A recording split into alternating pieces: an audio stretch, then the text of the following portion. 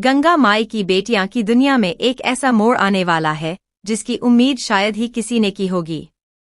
सिद्धू के पापा, जो बरसों से व्हील चेयर पर हैं, जो चलना तो दूर खड़े होने तक की हालत में नहीं हैं, वो अचानक अपने पैरों पर खड़े होकर चलने लग जाते हैं। जी हाँ गाइस, यह कोई सपना नहीं बल्कि आने वाले ट्रैक की सबसे बड़ी सच्चाई है। लेकिन सवाल यह है कि आखिर ऐसा चमत्कार होता कैसे है और इसका सीधा कनेक्शन स्नेहा की उस परीक्षा से कैसे जुड़ जाता है जो भवानी देवी ने उसके लिए रखी है। बने रहिए हमारे साथ में, क्योंकि आज हम आपको बताने वाले हैं गंगा माई की बेटियां का सबसे बड़ा और सबसे इमोशनल ट्विस्ट। तो गाइस, कहानी की शुरुआत होती है वहीं से जहां भवानी देवी ने स्नेहा के सामने अपनी कसौटी रख दी थी। भवानी देवी दिल से चाहती हैं कि पूर्वी इस घर से बाहर हो जाए, लेकिन दुर्गावती के सामने सीधे तौर पर ऐसा कुछ कहना उनके लिए मुमकिन नहीं है।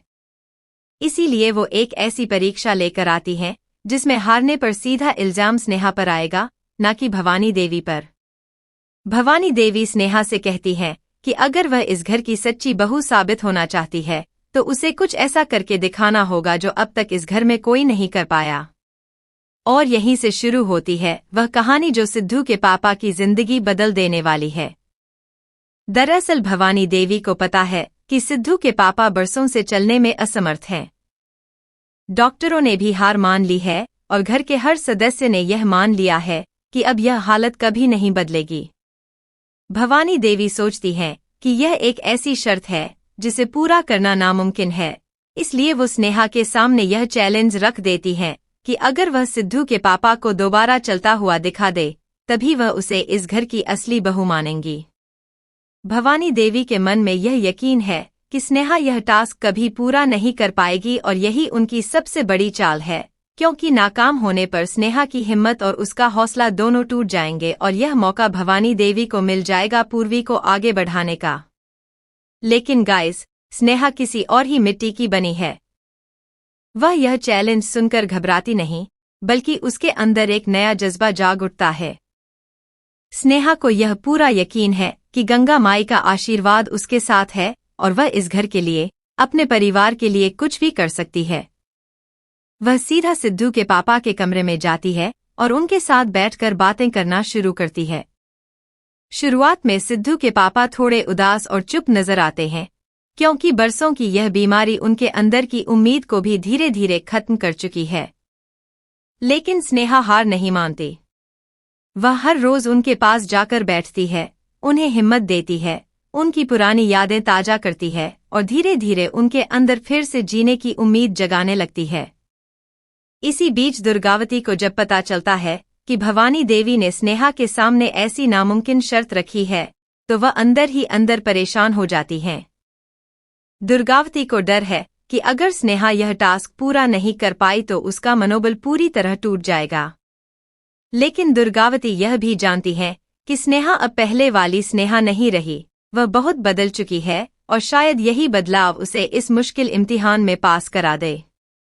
दूसरी तरफ पूर्वी को जब इस बारे में पता चलता है तो उसके चेहरे पर एक शैतानी मुस्कान आ जाती है, क्योंकि उसे लगता है कि अब स्नेहा की हार पक्की है और उसका रास्ता खुद ब खुद साफ हो जाएगा।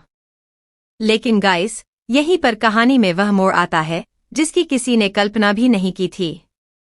स्नेहा एक दिन सिद्धू के पापा के कमरे में जाती है और उन्हें एक पुरानी फोटो दिखाती है जिसमें वह अपने बेटे सिद्धू के साथ खुशी खुशी खड़े नजर आ रहे हैं। यह फोटो देखकर सिद्धू के पापा की आंखों में आंसू आ जाते हैं। स्नेहा उनसे कहती है कि सिद्धू को उनकी सबसे ज्यादा जरूरत है और अगर वह हार मान लेंगे तो सिद्धू का हौसला भी टूट जाएगा। स्नेहा की यह बातें सिद्धू के पापा के दिल को छू जाती हैं और उनके अंदर एक अजीब सी हलचल शुरू हो जाती है, मानो बरसों से सोई हुई कोई उम्मीद फिर से जाग उठी हो। अगले ही दिन से गाइस, सिद्धू के पापा के अंदर एक अजीब सा बदलाव नजर आने लगता है। जो इंसान बरसों से बिस्तर और व्हील चेयर तक सिमट गया था, वह अब अपनी उंगलियां हिलाने की कोशिश करता नजर आता है। यह देखकर स्नेहा की आंखों में चमक आ जाती है, लेकिन वह जानती है कि अभी असली मंजिल बहुत दूर है। स्नेहा हर दिन उनके साथ छोटी छोटी एक्सरसाइज करवाती है, उनके पैरों की मालिश करती है और उन्हें लगातार ये यकीन दिलाती रहती है कि अगर हिम्मत न हारी जाए तो शरीर भी धीरे धीरे साथ देना शुरू कर देता है। सिद्धू के पापा शुरुआत में इस पूरी कोशिश को बेकार समझते हैं, लेकिन स्नेहा की जिद और उसका प्यार देखकर वह भी धीरे धीरे उम्मीद करने लग जाते हैं। इसी बीच घर में भवानी देवी को यह खबर मिलती है कि स्नेहा रोज सिद्धू के पापा के कमरे में जाकर कुछ ना कुछ करती रहती है। भवानी देवी को लगता है कि यह सब सिर्फ एक दिखावा है और स्नेहा बस अपनी नाकामी को छुपाने के लिए यह नाटक कर रही है। वह मन ही मन खुश होती है कि आखिरकार स्नेहा हार मानने वाली है और उसकी असलियत जल्द ही दुर्गावती के सामने आ जाएगी। दूसरी तरफ पूर्वी भी भवानी देवी के कान भरने में कोई कमी नहीं छोड़ती। पूर्वी बार बार यह कहती है कि स्नेहा सिर्फ ड्रामा कर रही है और असल में उसमें इतनी ताकत ही नहीं कि वह किसी बरसों पुरानी बीमारी को ठीक कर सके। लेकिन गाइस, यहीं पर टाइम आता है असली इम्तिहान का। एक दिन स्नेहा सिद्धू के पापा के पास जाती है और उनसे कहती है कि आज उन्हें एक कोशिश जरूर करनी होगी, चाहे नतीजा कुछ भी हो। वह उनका हाथ पकड़ती है और उन्हें हिम्मत देते हुए खड़े होने के लिए कहती है। शुरुआत में सिद्धू के पापा का शरीर कांपने लगता है, उनके पैर लड़खड़ाते हैं और वह लगभग गिरने ही वाले होते हैं। लेकिन स्नेहा उन्हें संभालती है और लगातार उनका हौसला बढ़ाती रहती है।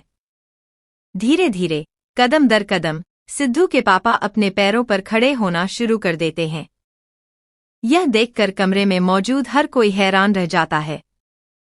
ठीक इसी वक्त सिद्धू भी वहां पहुंच जाता है और अपने पापा को इस हालत में देखकर उसकी आंखों में आंसू आ जाते हैं। वह दौड़कर अपने पापा के पास जाता है और उन्हें गले लगा लेता है। पूरे घर में यह खबर आग की तरह फैल जाती है कि सिद्धू के पापा फिर से चलने लगे हैं। दुर्गावती जब यह देखती हैं, तो उनकी आंखों में भी खुशी के आंसू आ जाते हैं, क्योंकि उन्हें यकीन हो जाता है कि स्नेहा वाकई इस घर के लिए कुछ भी कर सकती है। लेकिन भवानी देवी के चेहरे पर यह देखकर सन्नाटा छा जाता है, क्योंकि उन्होंने कभी सपने में भी नहीं सोचा था कि स्नेहा यह नामुमकिन टास्क पूरा कर देगी।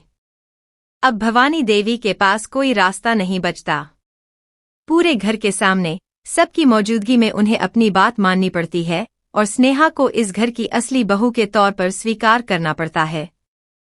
यह पल स्नेहा के लिए किसी जीत से कम नहीं होता, क्योंकि यह सिर्फ एक परीक्षा पास करने की बात नहीं थी, बल्कि यह साबित करने की बात थी कि प्यार और सच्ची कोशिश से कुछ भी नामुमकिन नहीं है।